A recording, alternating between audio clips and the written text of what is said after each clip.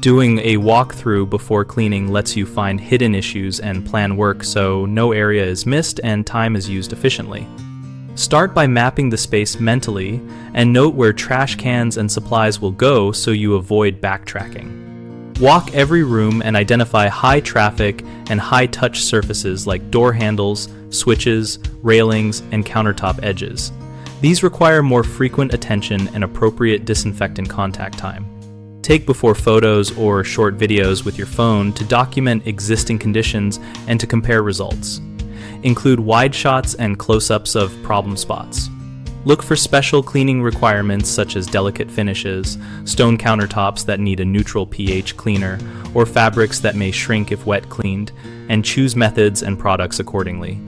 Check for visible issues that may require repair first, like water stains, mold, loose baseboards, or pest signs, and flag them to the client or supervisor so cleaning does not mask underlying damage.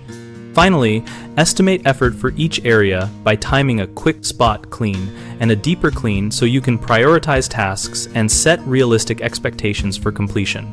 Common mistakes include skipping the entire walkthrough and then discovering overlooked problem areas mid-job, which disrupts workflow.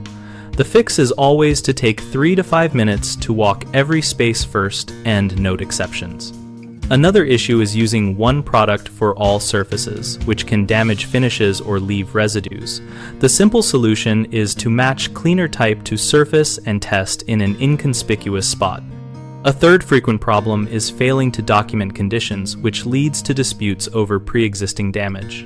Mitigate this by taking clear before photos or videos and saving them with date and location notes. At bighomeprojects.com, we help homeowners find trusted local contractors and help contractors find work through our project posting and lead matching features.